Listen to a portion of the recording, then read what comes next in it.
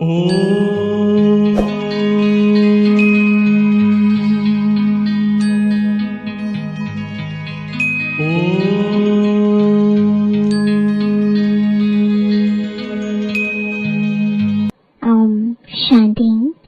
जैसे रूहानी बच्चों को अब रूहानी बाप प्यारा लगता है, वैसे रूहानी बाप को रूहानी बच्चे भी प्यारे लगते हैं, क्योंकि श्रीमत पर सारे विश्व का कल्याण कर रहे हैं। कल्याणकारी सब प्यारे लगते हैं। तुम भी आपस में भाई भाई हो, तो तुम भी जरूर एक दो को प्यारे लगेंगे। बाहर वालों से इतना प्यार नहीं रहेगा जितना बाप के बच्चों का आपस में होगा। तुम्हारा भी आपस में बहुत बहुत प्यार होना चाहिए। अगर भाई भाई यहाँ ही लड़ते झगड़ते हैं या प्यार नहीं करते, तो वह भाई नहीं ठहरे। तुम्हारा आपस में लव होना चाहिए। बाप का भी आत्माओं से लव है ना, तो आत्माओं का भी आपस में बहुत लव होना चाहिए। सतयुग में सब आत्माएं एक दो को प्यारी लगते हैं, क्योंकि शरीर का अभिमान टूट जाता है। तुम भाई भाई एक बाप की याद से सारे विश्व का कल्याण करते हो, अपना भी कल्याण करते हो, तो भाइयों का भी कल्याण करना चाहिए।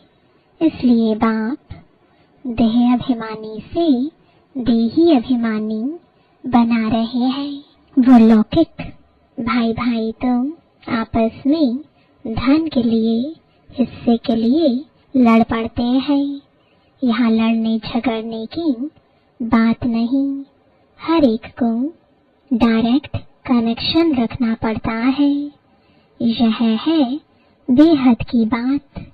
युग बल से बाप से वर्षा लेना है। लौकिक बाप से स्थूल वर्षा लेते हैं। यह तो है रूहानी बाप से रूहानी बच्चों को रूहानी वर्षा। हर एक को डायरेक्ट बाप से वर्षा लेना है। जितना जितना इंडिविजुअल बाप को याद करेंगे, उतना वर्षा मिलेगा। बाप देखेंगे आपस में लड़ते हैं, तो बाप कहेंगे तुम निधन के हो क्या। रूहानी भाई भाई को झगड़ना नहीं चाहिए। अगर भाई भाई होकर आपस में लड़ते झगड़ते हैं, प्यार नहीं, तो जैसे रावण के बन जाते हैं। वह सब आसुरी संतान ठहरे। फिर दैवी संतान और आसुरी संतान में जैसे कि फर्क नहीं रहता, क्योंकि देह अभिमानी बनकर ही लड़ते हैं। आत्मा आत्मा से लड़ती नहीं है। इसलिए बाप कहते हैं मीठे मीठे बच्चे आपस में लून पानी नहीं होना। होते हैं तब समझाया जाता है। फिर बाप कहेंगे यह तो देह अभिमानी बच्चे हैं, रावण के बच्चे हैं, हमारे तो नहीं है, क्योंकि आपस में लून पानी होकर रहते हैं।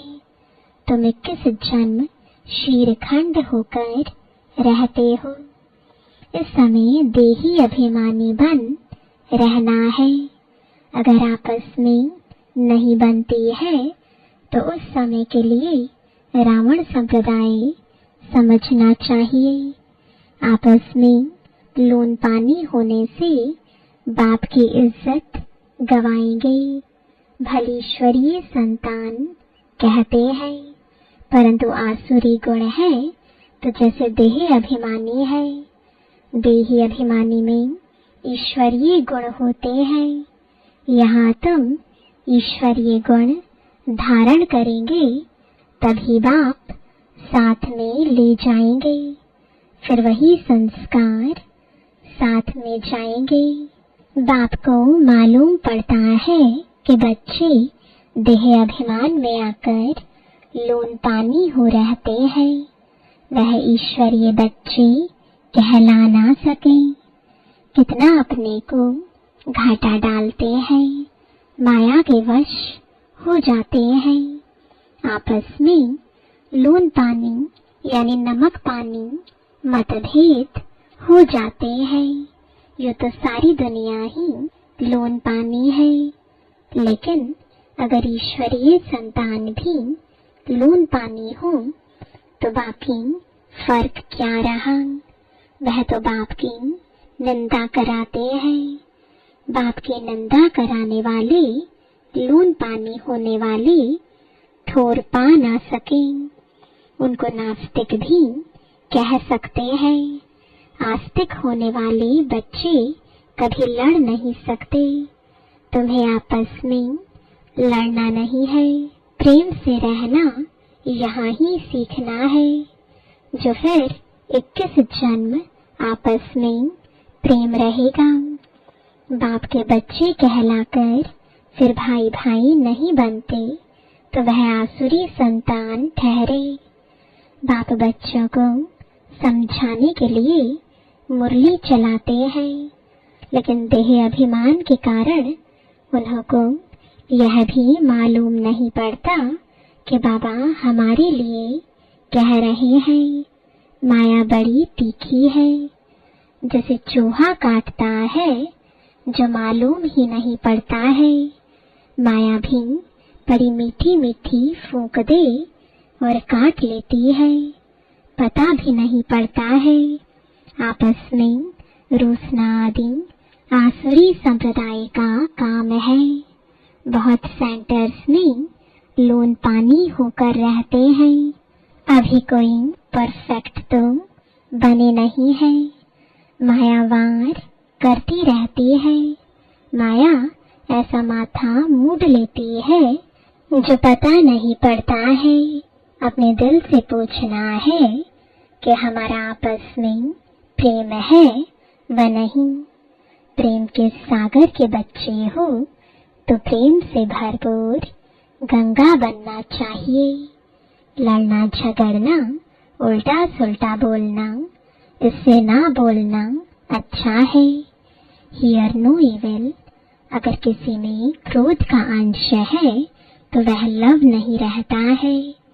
इसलिए बाबा कहते हैं रोज अपना तोता मेल निकालो। आसुरी चलन सुधरती नहीं तो फिर नतीजा क्या निकलता है, क्या पद पाएंगे। बाप समझाते हैं कोई सर्विस नहीं करेंगे तो फिर क्या हालत हो जाएगी, पद कम हो जाएगा। साक्षात्कार तो सबको होना ही है। तुमको भी अपनी पढ़ाई का साक्षात्कार होता है। साक्षात्कार होने के बाद ही फिर तुम ट्रांसफर होते हो। ट्रांसफर होकर तुम नई दुनिया में आ जाएंगे। पिछाड़ी में सब साक्षात्कार होगा। कौन कौन किस मार्क्स से पास हुआ है। फिर रोएंगे, पीटेंगे, सजाएं भी खाएंगे, पछताएंगे बाबा का कहना नहीं माना। बाबा ने तो बार बार समझाया है कोई आसुरी गुण नहीं होना चाहिए। जिनमें दैवी गुण है उनको ऐसा आप समान बनाना चाहिए। बाप को याद करना तो बहुत सहज है। अल्फ और बे। अल्फ माना बाप, बे बादशाही। तो बच्चों को नशा रहना चाहिए। अगर आपस में लून पानी होंगे तो फिर ईश्वरीय औलाद कैसे समझेंगे। बाप समझेंगे यह आसुरी औलाद है। माया ने इसे नाक से पकड़ लिया है। उनको पता भी नहीं पड़ता है। सारी अवस्था डावाडोल, पद कम हो पड़ता है। तुम बच्चों को उन्हें प्रेम से सिखाने की कोशिश करनी चाहिए। प्रेम की दृष्टि रहनी चाहिए। बाप प्रेम का सागर है तो बच्चों को भी खींचते हैं ना, तो तुमको भी प्रेम का सागर बनना है। बाप बच्चों को बहुत प्यार से समझाते हैं, अच्छी मत देते हैं। ईश्वरीय मत मिलने से तुम फूल बन जाते हो। सब गुण तुमको देते हैं। देवताओं में प्यार है ना, तो वह अवस्था तुम्हें यहाँ जमानी है। इस समय तुमको नॉलेज है, फिर देवता बन गए तो नॉलेज नहीं रहेगी, वहाँ दैवी प्यार ही रहता है। तो बच्चों को अब दैवी गुण भी धारण करने हैं। अभी तुम पूज्य बनने लिए पुरुषार्थ कर रहे हो, अभी संगम पर हो। बाप भी भारत में आते हैं, शिव जयंती मनाते हैं, परंतु वह कौन है, कैसे, कब आते, क्या करते हैं, यह नहीं जानते। तुम बच्चे भी अभी नंबरवार पुरुषार्थ अनुसार जानते हो। जो नहीं जानते वह किसको समझा भी नहीं सकते। फिर पद कम हो जाता है। स्कूल में पढ़ने वालों में कोई की चलन खराब होती है तो कोई की सदैव अच्छी चलन रहती है। कोई प्रेजेंट रहे, कोई एब्सेंट। यह प्रेजेंट वह है जो सदैव बाप को याद करते हैं। सुदर्शन चक्र फिराते रहते हैं। बाप कहते हैं, उठते बैठते तुम अपने को सुदर्शन चक्रधारी समझो। भूलते हो तो एब्सेंट हो जाते हो।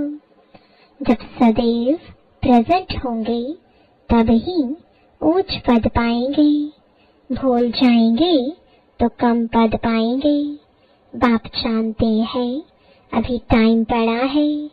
ऊंच पद पाने वालों की बुद्धि में यह चक्र फिरता होगा। कहा जाता है शिव बाबा की याद हो, मुख में ज्ञान अमृत हो, तब प्राण तन से निकले। अगर कोई चीज से प्रीत होगी तो अंतकाल में वह याद आती रहेगी। खाने का लोभ होगा तो मरने के समय वह चीज ही याद आती रहेगी। यह खाऊं, फिर पद भ्रष्ट हो पड़ेगा। बाप तो कहते हैं सुदर्शन चक्रधारी होकर मरो और कुछ भी याद न आए। बिगिर कोई संबंध जैसे आत्मा आई है वैसे जाना है। लोभ भी कम नहीं। लोभ है तो पिछाड़ी समय वही याद आता रहेगा। नहीं मिला तो उसी आश में मर जाएंगे।